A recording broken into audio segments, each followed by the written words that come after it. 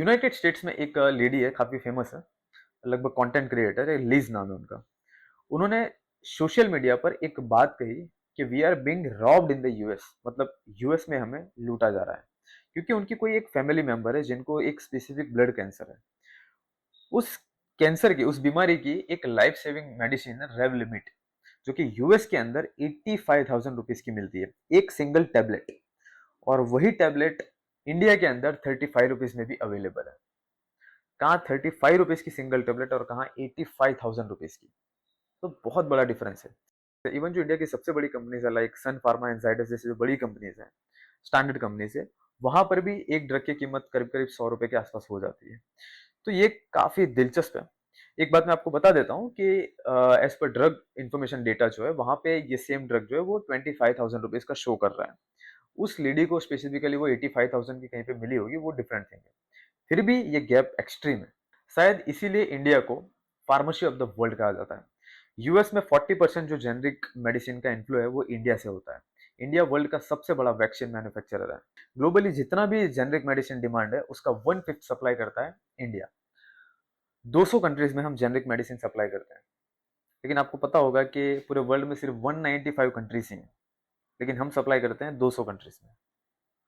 वो इसलिए क्योंकि यूनाइटेड नेशंस के हिसाब से जो सॉवरेन कंट्रीज हैं वो 195 हैं, लेकिन जो ओवरसीज रीजन्स हैं, जो आइलैंड वगैरह हैं, उन सबको अगर मिला ले तो ये 200 के पार हो जाता है। तो उस हिसाब से हम 200 को सप्लाई करते हैं। तो मेन सवाल ये है कि इतना सस्ता कैसे हम बेच पा रहे हैं। देखो, इंडिया का फार्मास्यूटिकल सिस्टम जो है वो मास मार्केट अफोर्डेबिलिटी के हिसाब से डिजाइंड है, ना कि कॉर्पोरेट प्रॉफिट मैक्सिमाइजेशन के लिए। इसमें गवर्नमेंट का काफी बड़ा रोल है। जहां प्राइस कंट्रोल जैसे जो फैक्टर्स है वहां पे गवर्नमेंट का इन्वॉल्वमेंट है। इसके अलावा बहुत से ऐसी ड्रग्स हैं जिनके पेटेंट्स ऑलरेडी एक्सपायर हो चुके हैं। पेटेंट का मतलब आपको सिंपल पता है ना, कि मैंने अगर फॉर एग्जांपल कोई ड्रग बनाई है, तो मेरे अलावा अगर मैंने उसका पेटेंट करा लिया तो मेरे अलावा उसे कोई और नहीं बना सकता है। अब अगर उस ड्रग की वैल्यू है मार्केट में, तो मैं जितना महंगा चाहूं उतना महंगा बेच सकता हूं। तो ये एक प्रॉब्लम है यूएस के अंदर। और इन पेटेंट्स की एक लाइफ स्पैन होती है। एक बार पेटेंट एक्सपायर हुआ, उसके बाद सब कंपनीज वो कंटेंट बनाना चालू कर देते हैं। फॉर एग्जाम्पल बायर, इनकी एक विदेशी कंपनी है, इनकी एक कैंसर की दवा है नेक्सावेर करके, जिसकी कॉस्ट इंडिया के अंदर $5500 पर मंथ तक जाती थी। गवर्नमेंट ने नाटको फार्मा को लाइसेंस दे दिया। उसके बाद 175 रुपीज पर मंथ इसकी कॉस्ट हो गई। कहा $5500 और कहा $175। सीधा 97% का क्रैश। तो इतना बड़ा इफेक्ट पड़ता है, तो शॉकिंग है। अब इंडिया में क्या है कि रिसर्च एंड डेवलपमेंट का एक्सपेंस बहुत कम रहता है, और जब से ये जेनरिक आया है, सीधा फॉर्मूला कॉपी करो जो कि सिस्टमेटिकली प्रूवन हो, देन मैन्युफैक्चर करो, देन अप्रूवल लो एंड बेचना शुरू। तो ये सब रीजन है जिससे कि प्राइस बहुत कम है। और मार्केट में इतनी कंपनीज आ गई हैं, जब से जेनरिक आया तब से मार्केट में इतनी सारी कंपनीज आ गई हैं।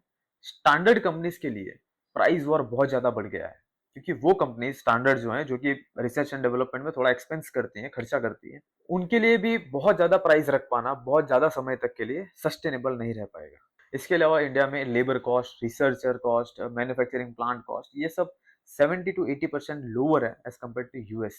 तो ओवरऑल ऑपरेटिंग कॉस्ट भी काफी कम हो जाती है, तो इसलिए हम सस्ता बेच पाते हैं। इंडिया को इकोनॉमीज ऑफ स्केल का भी बहुत बड़ा एडवांटेज मिलता है, क्योंकि यूएस एफडीए, यूएस के बाहर सबसे ज्यादा इंडिया के पास है, इंडिया हाउस है यूएस एफडीए का। तो लोकल एंड ग्लोबल ऐसा एक बहुत बड़ा बेस इंडियन कंपनीज को मिल जाता है। तो ये सभी कॉम्बिनेशन ऑफ रीजंस है जिसकी वजह से इंडिया इतना सस्ता बेच पाता है। इसीलिए अगर आप देखो तो इंडिया में मेडिकल टूरिज्म बहुत तेजी से बढ़ रहा है। अभी आप देखो, इंडियन हेल्थ केयर सेक्टर यानी कि कॉर्पोरेट हॉस्पिटल्स बहुत ज्यादा बुलिश है, कॉन्फिडेंट है फ्यूचर ग्रोथ को लेके, क्योंकि वर्ल्ड का जो पब्लिक है वो इंडिया में आ रहा है मेडिकल पर्पस के लिए। इंडिया की जो लिस्टेड होटल कंपनीज है, even Oberois, IHCL, Lemon Tree and ITC hotels, इनको भी मेडिकल टूरिज्म का बहुत बड़ा फायदा मिल रहा है, क्योंकि पेशेंट्स के रिलेटिव्स को रहने के लिए तो जगह चाहिए ना। तो एक पोर्शन ऑफ इनकम वो सिर्फ मेडिकल टूरिज्म से आता है। यहाँ पर जो होटल कंपनीज है वो बड़े बड़े हॉस्पिटल्स के साथ मिलकर कोलैब करके नई स्ट्रेटेजीज बना रही है, ताकि होटल और हॉस्पिटल को कंबाइन किया जा सके। मेन रीजन है क्योंकि यहाँ पे सस्ता है। हमें महंगा लगता है, लेकिन बाहर वालों को ये बहुत सस्ता लगता है। जैसे इंडिया में फॉर एग्जाम्पल हार्ट बाईपास $5,000 से स्टार्ट होता है, और यूएस में इसकी कॉस्ट है $1,00,000।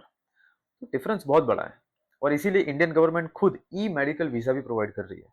प्रेस इंफॉर्मेशन ब्यूरो के अकॉर्डिंग इंडियन फार्मा इंडस्ट्री फिलहाल $60 बिलियन पर है, जो कि 2030 तक $130 बिलियन तक जा सकती है।